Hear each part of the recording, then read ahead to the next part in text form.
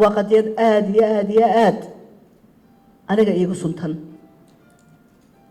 waayo waa qadiyad dee toosan oo quman oo xalaal ah oo aynu xaq u leenahay marka Somaliland inagu iska dhaadhicin mayno laakiinse martibaa inala joogta aan afkeena ku hadlin marka waxaan rabaa inaad ii ogolaataan inta idinku aad wada garanaysaan in dadka yar ee martida inoo ah ee aan afkeena garanaynin inaan afkay garanayaan ee fahmayaan ee ingiriisiga aan ugu sheego ma la ogol yahay waad mahadsantihiin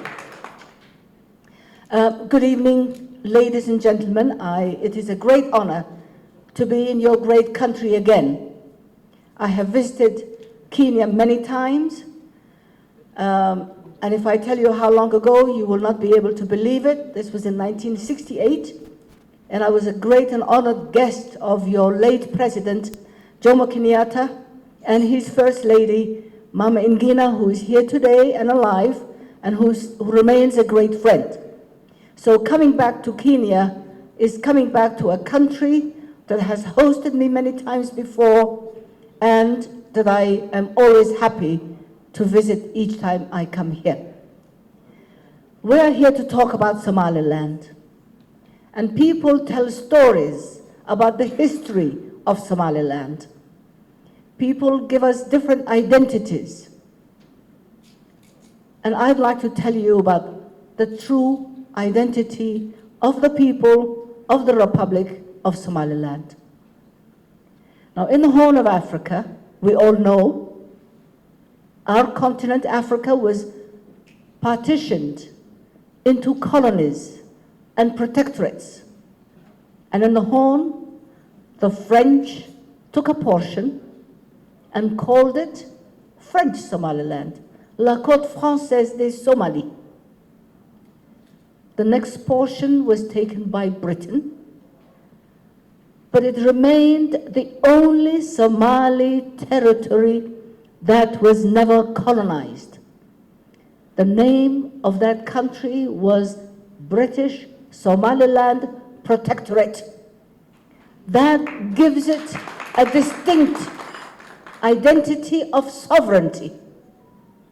We had a treaty of protection with Great Britain since 1884. That was the treaty our great-great-great-grandfathers signed with Britain. The next portion was taken by Italy, that had 3 colonies in the Horn of Africa: La Somalia Italiana, Eritrea, and Libya. These were the 3 Italian colonies in the continent of Africa. Now, each country, Djibouti, Somaliland, and Somalia, each one was given a distinct geographical location demarcated by international treaties. Somaliland sits on the land, on the territory that was agreed upon between Britain and France, Britain and Ethiopia, Britain and Italy. That was the case 200 years ago.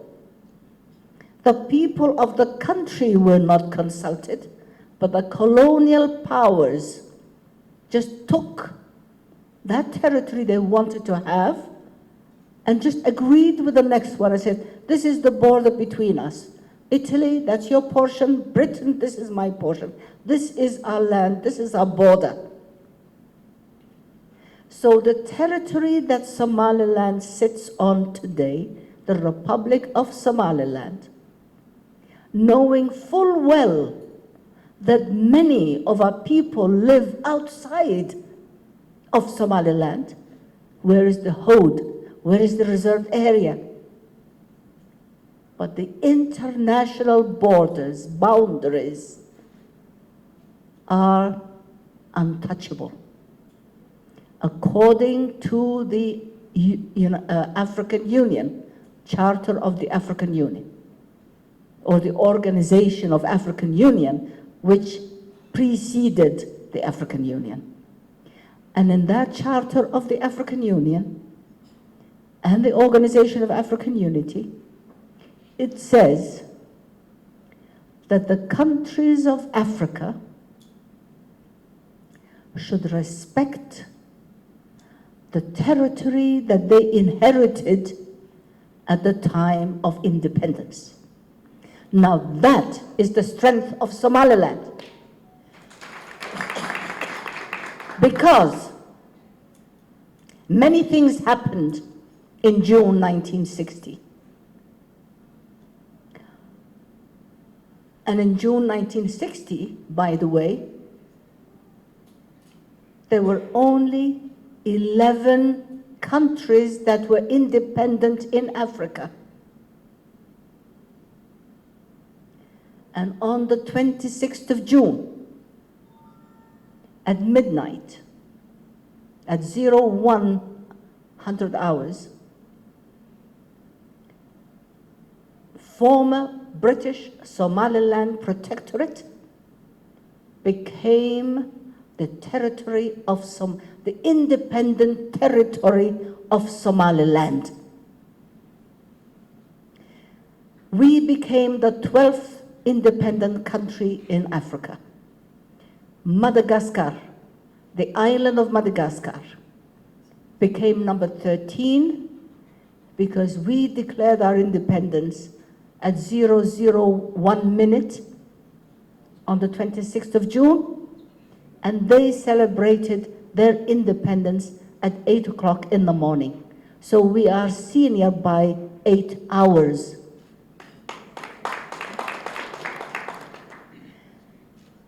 That gives Somaliland that place in history that I cannot change, you cannot change. It's carved on stone. On the 1st of July, our next Somali territory, La Somalia Italiana, also gained its independence. Therefore, it became the second Somali territory to become independent. And Somaliland remains the senior, firstborn partner, firstborn independent Somali territory.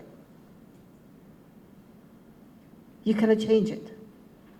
When we united, it was because we were both independent.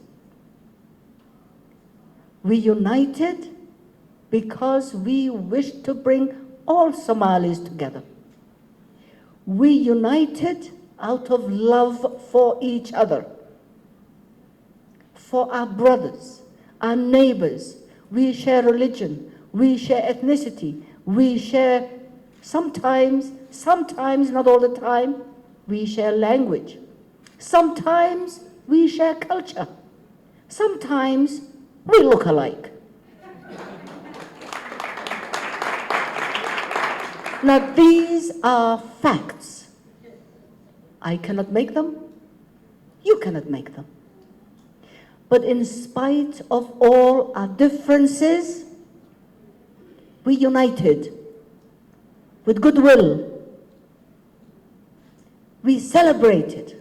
I queued up in the cold in England to give up my British passport because I wanted to take my Somali passport. We were proud to be independent Somalis. We did not celebrate on the 26th of June so that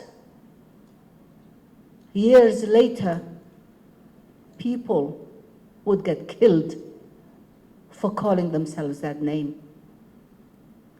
We did not celebrate so that one day our cities would be blown up, our people massacred.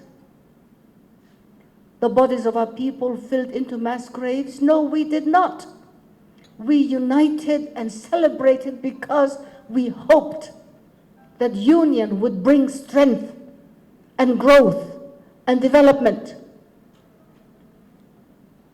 Others have united.